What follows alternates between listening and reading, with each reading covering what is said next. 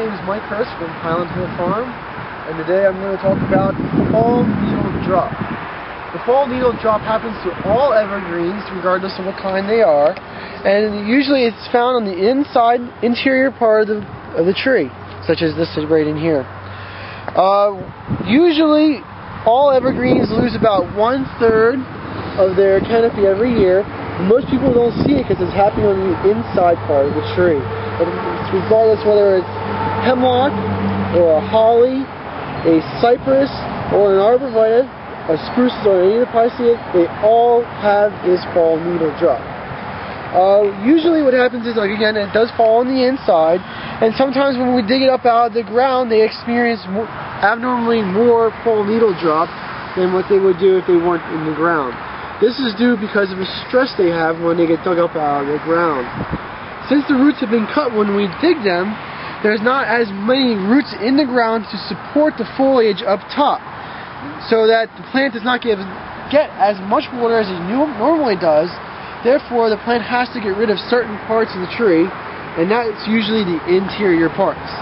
You can look at that and say, oh, it's very bad, my tree's turning brown, but it's actually a good response. It's better than having a part of the tree or a branch die off, or any, like, all the lower parts dying off. It's much better than that. When a plant looks at itself and sees which part it can get rid of and which part to keep, the parts that it gets rid of is the interior parts, because it does not get as much sunlight, therefore it does not photosynthesize as much, and it doesn't create as much energy as the parts on the outside. The parts on the outside also are much more important because they are continuously growing, and they're going to be the parts where the new growth comes in for next year. So when you see fall needle drop, it's nothing major. It usually happens right after transplanting, especially in the fall, and you don't be too alarmed by it. It is a natural phenomenon, and that's all evergreens have. And sometimes it can be quite severe and scare someone. Is correct, Mike? Yeah. Like down here, you could look at these trees and say, wow, that's a lot of fall needle loss or drop. And actually, the trees are fine. They will grow through this, and they will fall on the ground and become the mulch for that tree for next year. That's right. Okay, well, thank you very much. And you can see over here, here's a holly, and you can see some of the yellowing there, and that's doing the same thing. It's got some needle loss. Nothing to be concerned about. We're here at Highland Hill Farm on Route 313 in Fountainville, PA. I'm Bill Hurst doing the photography. I own the Highland Hill Farm. And this is Mike Lewis of Lewis Wholesale Nursery. Mike is one of the premier growers that we use here at Highland Hill Farm. We also grow a lot of arborvitaes, but we are supplied by Mike. He's right across the street from our nursery and our operation. And Mike is an expert on raising arborvitaes. Mike went and graduated from the Longwood School in Chester County, Pennsylvania, and he's a premier grower in Pennsylvania, world-renowned grower. Now, I shouldn't say that, but that is the truth. Everyone in northeast Pennsylvania and the eastern seaboard who raises arborvitaes and nursery stock knows Mike Lewis here. So he's well known, and he's going to talk to you today about arborvitae trimming and how to trim them properly. And these are small arborvitaes, a Zebrina, green giant, and an emerald green. Okay, Mike. All right, what you want to do with your arborvitae is, when you prune them, you want to encourage them to have a single stem. Just one stem coming up out of the middle, like right here. What you want to do is knock back some of these extra stems.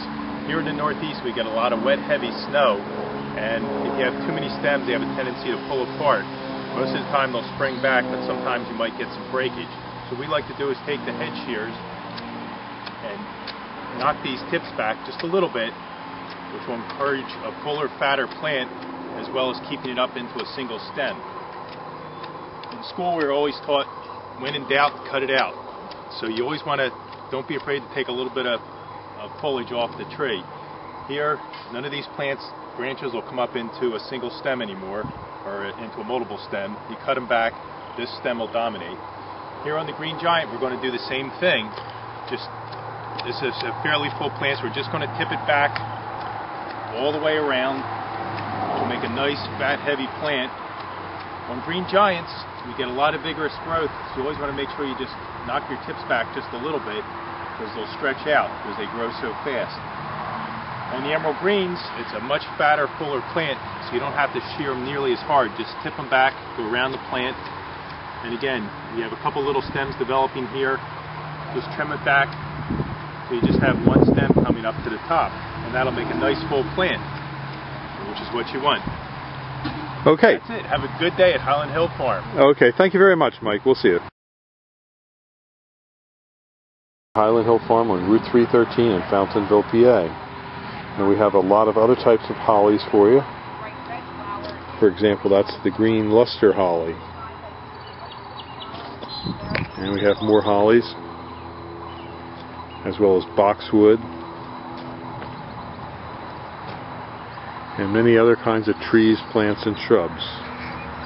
We're growing on a couple hundred acres here in Fountainville, and we also have a couple thousand acres in Milan, PA, in Bradford County. We deliver and plant up and down the East Coast, so call us for your tree and shrub needs at 215-651-8329. Again, this is your Helleri holly foliage right here, a nice little plant.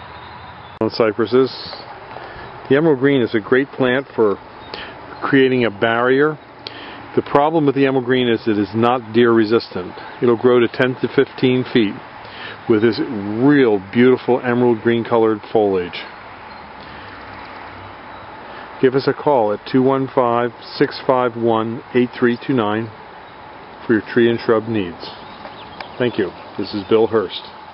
Or see us at seedlingsrus.com. Seedlingsrus.com, and our phone number is 215-651-8329. Thank you.